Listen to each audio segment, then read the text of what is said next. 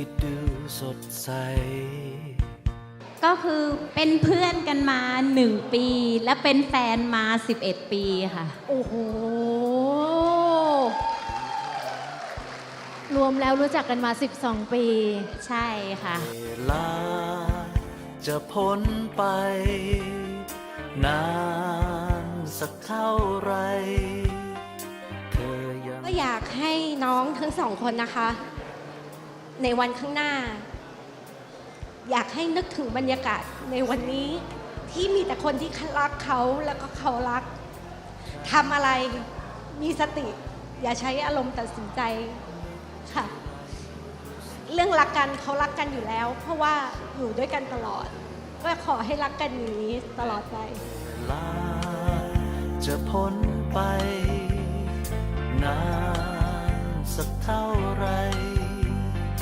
ไม่เคยมีวันไหน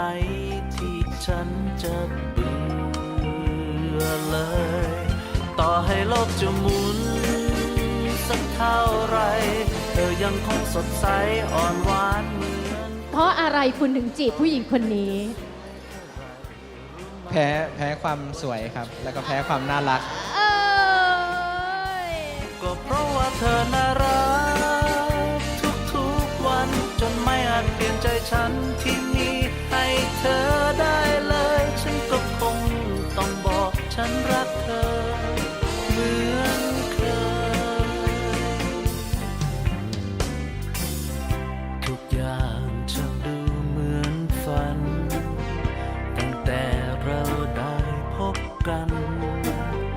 เธอเติมให้ฉันเต็มโดยไม่ต้องแม้เวลาเขาอะเป็นทุกอย่างในชีวิตเลย คือรู้อยู่ตั้งแต่3 ปีแรกว่าฉันจะต้องแต่งงานกับผู้ชายคนนี้โอ้ว้าวให้โลกจะหมุนสักเท่าไรเธอยังคงสดใสอ่อนหวานเหมือนเคยต่อให้ใครจะสวยแค่ไหนรู้ไหมว่าฉันเฉยก็เพราะว่าเธอน่ารักทุกๆวันจนไม่อาจเปลี่ยนใจฉันที่มีให้เธอได้เลยฉันก็คงต้องบอกฉันรักเธอเหมือนเคยยิ้มที่ดูสดใสกับหัวใจที่แสนจะอ่อนหวานท่าทางของเธอแบบนี้ดูเท่าไรก็ไม่เคยเบื่อไม่ว่าเวลาจะผ่านพ้นไป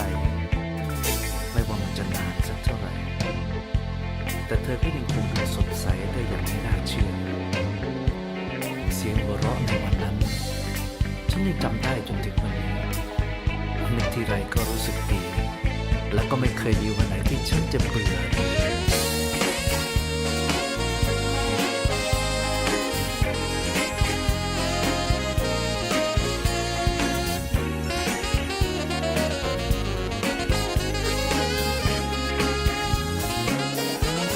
ก็เพราะว่าเธอน่ารักทุกๆวันจนไม่อาจเปลี่ยนใจฉันที่มีให้เธอได้เลยฉันก็คงต้องบอกฉัน